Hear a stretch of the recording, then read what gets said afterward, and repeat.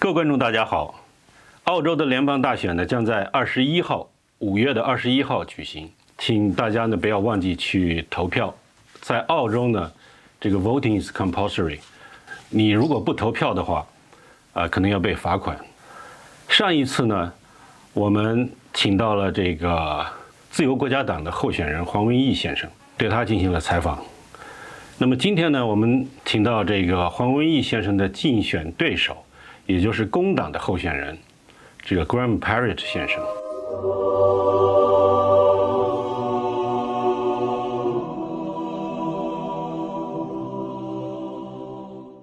Good morning, Graham. 你好，你好. Great to be with your viewers. Thanks for the chance to say a few things. How many years have you been in the office now? I got elected with Kevin 07, Lou Kerwin, when he became Prime Minister. That was when I became a member for Moreton on the south side of Brisbane. Yeah, that's quite a few years now. I think I am an experienced politician. I have to accept that Sure. I am experienced now. That's for sure. Most of our audience are familiar with you. They know you well. But still some people in the community, they're probably newcomers, or like. Could you please just introduce a bit about yourself to our audience? Well, I am one of 10 children. I come from country Queensland, St George, out in Western Queensland. I went to Teachers College and I was a school teacher. I taught English for 11 years. And then after I finished, after that I studied law and became a lawyer. And then I was elected in 2007. So as you can see, as maybe your audience can see, I value education and the opportunities that come with education, both from being a teacher and then now in my current role working with Tanya Plibersek, where she is the Shadow Education Minister and I am her assistant. Education is the great transformational policy, a great opportunity for people, whether they be a migrant or a child in poverty or a person with opportunity. Education opens up the world to us. So I'm very proud of the fact that the Labor Party always values education. Mm-hmm. Yeah, I'm glad to hear that. And as a senior politician, as you said, during the last many years, I'm sure you have done a lot of things. Would you please just give us a couple of examples, in detail, or what you have done you are really proud of? Look, there's some practical things. So the Kessels and Mains Road intersection here in Sunnybank and McGregor, where the two roads intersect, is now an overpass. That means people don't sit in traffic in the morning and afternoon trying to get to work. The Elizabeth Street overpass in Acacia Ridge, also something that aids people. I've got some other projects that I'd like to do in terms of local infrastructure. I'd like to improve the pedestrian overpass in Sunnybank. I'm calling it the Dragon Bridge, where we can actually improve pedestrian traffic between Sunnybank Plaza and Sunny Park. So there's some local projects, but when it comes to big policies, things like the National Disability Insurance Scheme, helping people that have disabilities have some control and making sure they have dignity in their life, paid parental leave, better funding for schools. They're Labor policies that benefit my community. Medicare is the idea of universal healthcare is something that the Labor Party is passionate about. Good childcare, Medicare, investing in aged care, they're three things that I'd like to make sure that a Albanese government focuses on if we're lucky enough to win the election on the 21st of May. So you are proud of the Labor's policy, obviously. Yes. And you have done some local infrastructure sort of work in details.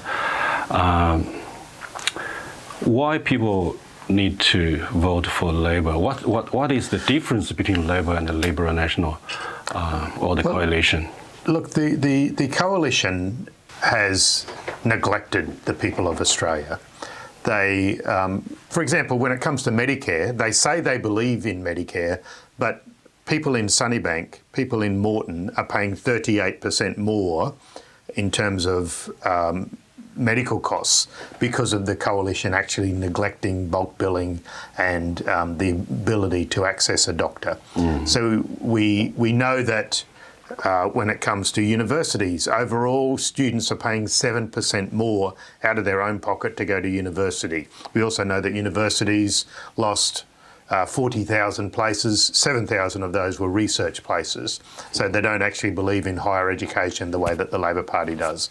And then when it comes to something like aged care, we know that they're neglecting older Australians. We know that over half of the people in aged care aren't getting enough nutrition, and we know that there's not the amount of caring that we need to look after our senior Australians.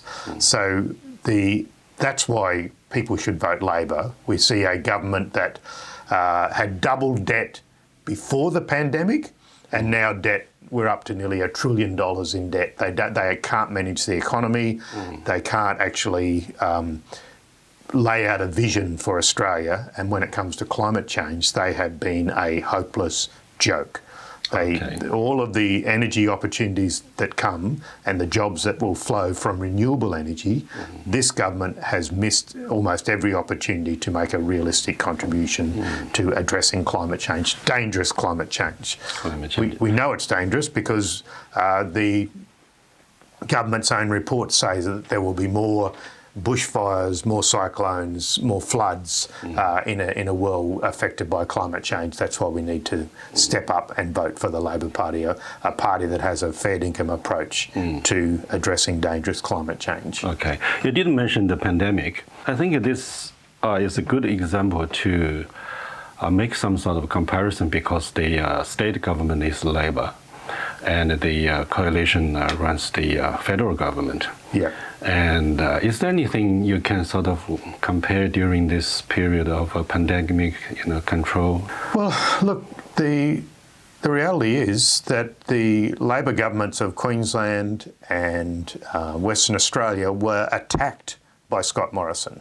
This is a Prime Minister who went off to Hawaii in the middle of bushfires and then didn't order enough rapid antigen tests, didn't order enough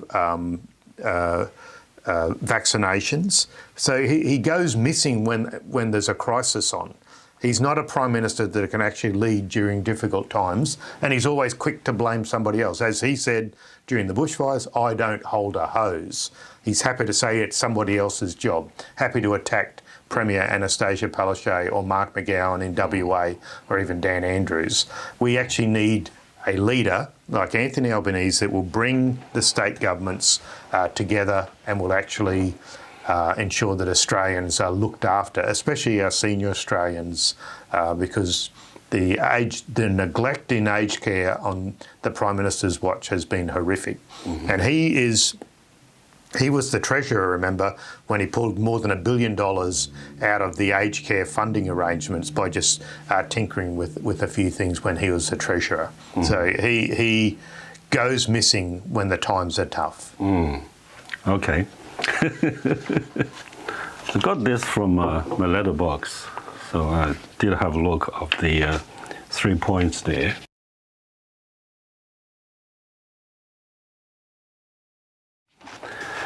And then yesterday I got this from the Chinese newspaper. There are 4 points here. The first one is the Medicare system, strengthen the Medicare system. Yeah. And the second one is the local jobs. Yeah. Right. The third one is affordable childcare service. Yeah. And the fourth one. For 97% of Australians, we will make childcare a more useful device to get more women, especially, back into the workforce. Yeah. The fourth one says more products should be made in Australia. Yeah. When I read this, I sort of focus on the second one and the fourth one. The second one says the local jobs. Yeah. And the fourth one says Australian made. Yeah. This comes down to the globalization idea, right? And myself probably is an example. I was an engineer and engineering manager for more than 20 years until I was redundant. I was defending Australian made for more than 20 years, and eventually we lost the battle, and I lost my job. Yeah. I was redundant twice within 2 years. So when I read this, I do have something feel in my mind, in my heart, right? Yeah. So in terms of globalization, or deglobalization, there are some people saying, what is your stand in the comments? Well, look, Australia grows incredible food and fibre. We grow enough food and fibre for 80 million people when there's only 25 million of us. We have great mineral resources that we need to export. We're a trading nation. So we should be taking every opportunity to value add to those products. I'll give you a simple example. The lithium, something that is used in batteries, in phone batteries. Now, Australia probably can't make a mobile phone as well as some other countries, but we can step in and use our lithium to build batteries. Not only mobile phones, but also face masks. Face masks is a perfect example. Yeah. There are those supply lines that might have been extended to the cheapest source of making those products. Yeah. During a pandemic, suddenly those supply lines became non-existent. We're seeing it now, the cost of building materials going up.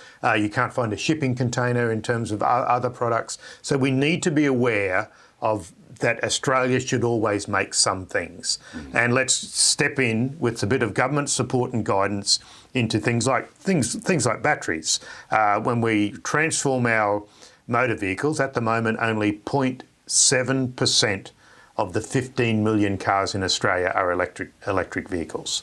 0.7%. Yet we have all this sunshine, all this wind, all these opportunities for renewable energy that will make transport cheaper, but we haven't done the right thing. We've still got high taxes on electric vehicles.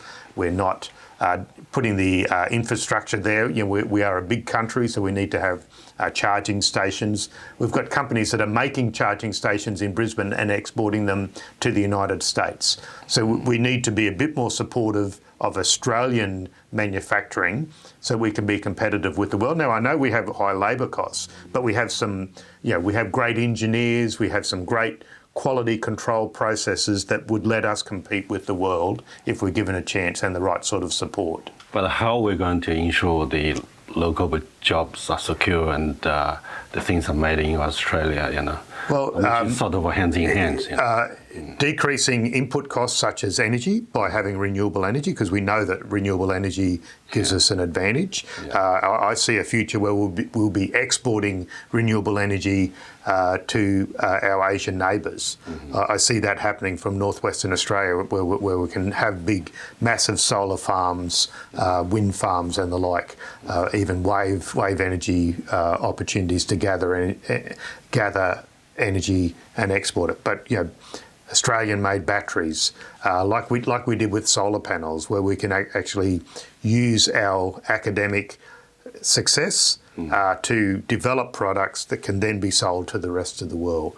But we know that we'll always need to make things. So we can do things like, for a start, making sure we train enough people. So that's why our commitment to having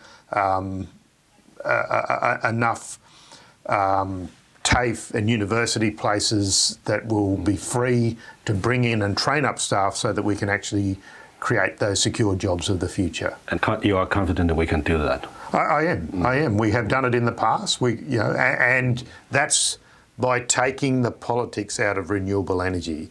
We've got a Prime Minister who's obsessed with targeting renewable energy. We believe it's a resource that should be used. Okay. When we talk about globalization, we can't pass around China. China is a big part in globalization. Very, very much so.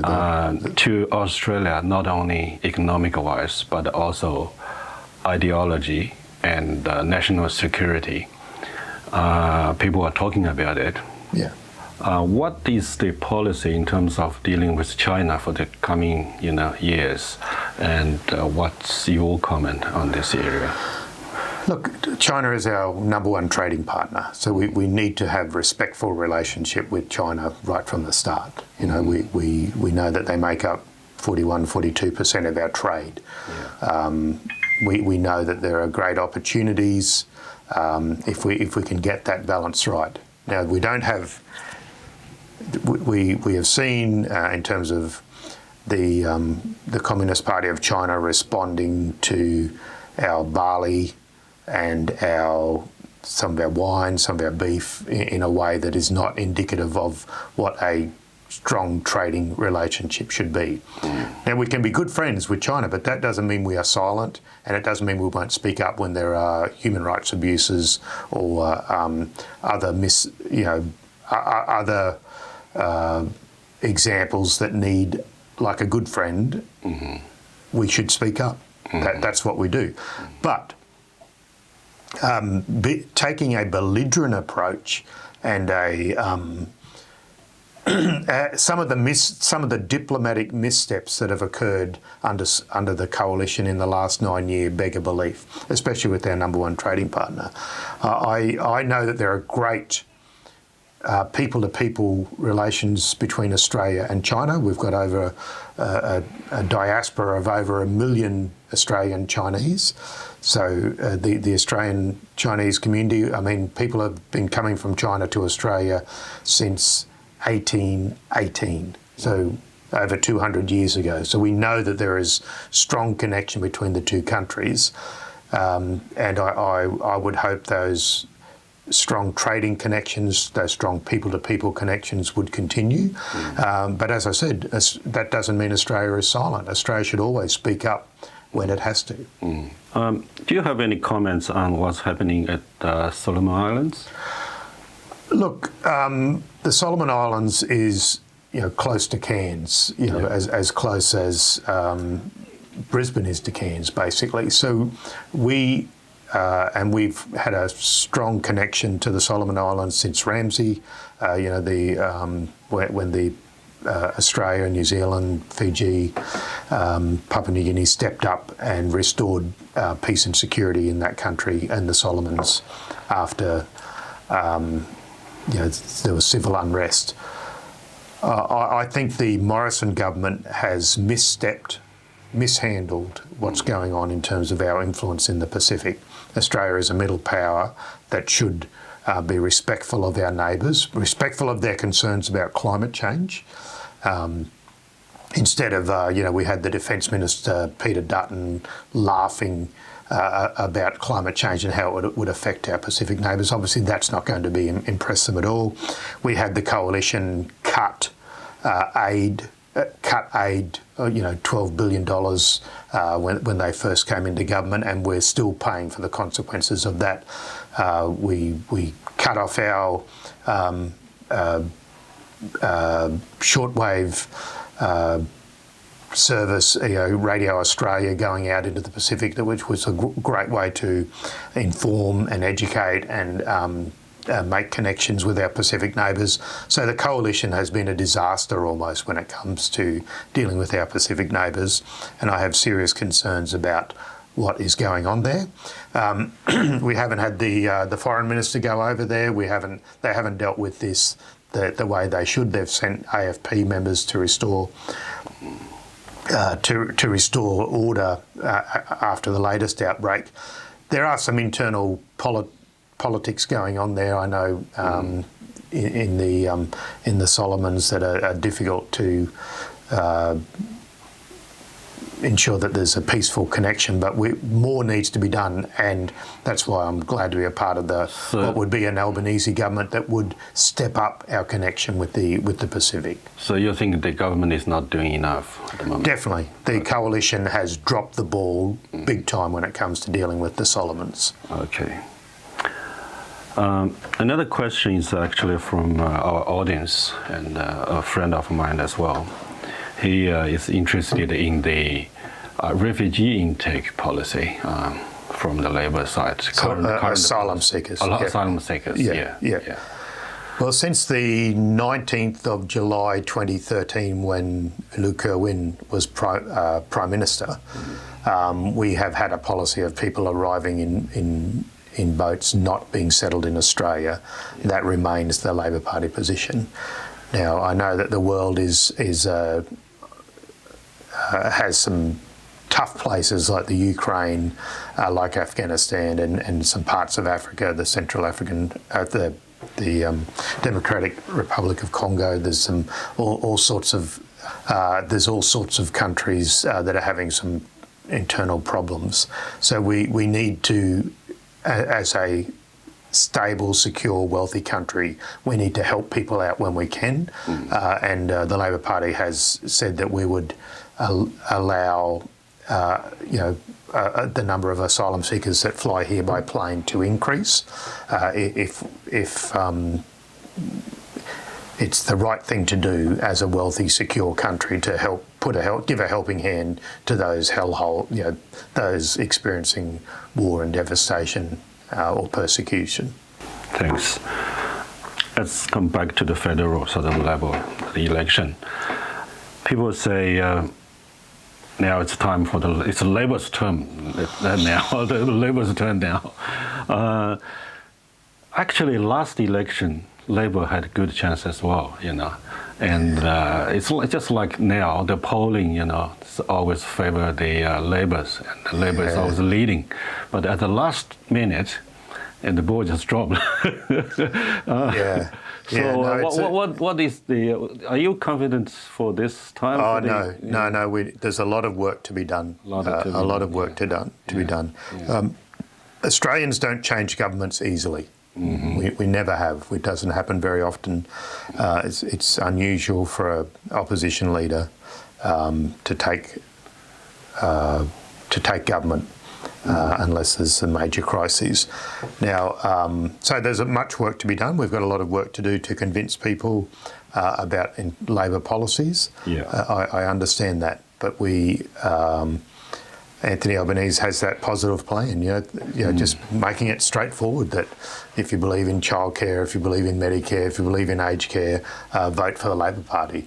If you believe in a strong national security approach, rather than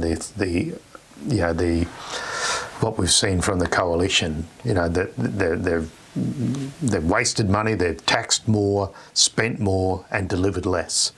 We've seen that they just do not basically have the best interests of Australia in mind when it comes to their behaviour. They are only interested in re-election rather than a vision for Australia. For the Labor, it's still a tough battle ahead. Oh, very much the election. So. Yeah, it is. This seat of Moreton is always tough. Always tough. It's marginal, isn't it? 1.9%. 1.9%. So very close. Very close. Yeah. Not many people can change. If a few people change their vote, it's important in this seat. So for yourself, you're prepared for both results. Oh, I always work hard. That's all I do. It's up. The people are my boss. Yeah. The people are my boss. So they make the decision. Yeah, of course. Now, being in the office for 15 years, that's my calculation, 12 terms, seven, for 15 years. Yeah. You are a very experienced politician, as we talked about it earlier. Do you see any new challenge, if you're re-elected? Look, number one, I think we've got to get the people of Moreton being able to access a doctor. So we've got to get that balance right. At the moment, they're paying 38% more because of the coalition policy. So we've got to have access to affordable doctors. That's what Medicare is all about, universal health care. So that's one of my first priorities, but also some local infrastructure. At Cooper's Plains, there is a rail crossing that I'd like to get built. That's been a problem for about 50 years, gangway. So, and a few other things like fixing up the pedestrian crossing here in Sunnybank. There's an opportunity for a fauna crossing in Tarragindi as well, Tarragindi Maruka. So there's some local little projects, improving funding for universities and TAFE and schools. They're things that are on my mind that we need to get right. So in other words, and establish an anti-corruption authority, a federal ICAC. At the federal level. At federal level. We have it in Queensland, we have it in New South Wales, Victoria, every state and territory has it except for the Commonwealth. Scott Morrison promised he would do it and did not do so. So Labor is committed to having that up and running this year. So why is that suddenly becomes an agenda? Well, we have seen under the coalition sports rorts, car park rorts. We've seen them pay $30 million for a piece of land at Sydney Airport that was worth $3 million. You know, you need to have an independent body looking at the role of politicians to make sure that they are doing the right thing. There aren't too many criminals in federal parliament that I have seen, but they do exist. So we need to make sure that we have a strong, independent watchdog, making sure that every politician is doing the right thing by their constituents. And that's what I always do. I do whatever is in the best interests of my constituents. So you're going to push that to happen? That is a Labor Party policy, to have a federal ICAC. Yeah. Yeah. Thank you very much for your valuable time today. My pleasure. Do you have anything more to say to our audience? If you believe in an Australia that will make things, in an Australia that delivers fair education, in an Australia where our senior Australians are looked after with dignity and care, and with nurses on duty, if you believe in making sure that people can pay for their medical care with a Medicare card rather than their credit card, that's the Australia to vote. That's why you need to vote Labor. Okay? If you believe in all of those things in a fairer Australia, vote Labor, and I look forward to serving you after the next election. 谢谢. Thank you, Graham. 谢谢。澳华家园讲述华人的故事，走进华人的生活。我们下期再见。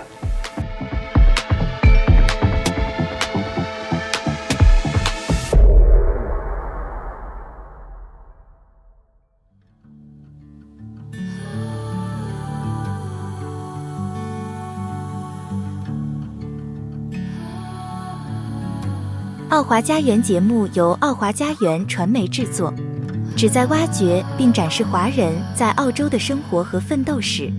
200多年来，华人与其他民族一起在澳洲这块神奇的土地上辛勤耕耘、开发建设。一代又一代的华人，一个又一个可歌可泣的故事。2把椅子一壶茶，让历史学家宋明先和独立制片人韦刚为您细细叙说。澳华家园节目定位为讲述澳洲华人的故事，走进澳洲华人的生活。它包括华人的历史、华人今天以及其他与我们华人息息相关的话题。我们深知这个节目的意义所在。在当今文化快餐时代，这样的节目可能不会有非常高的关注度，但这件事应该有人来做，希望大家给予支持。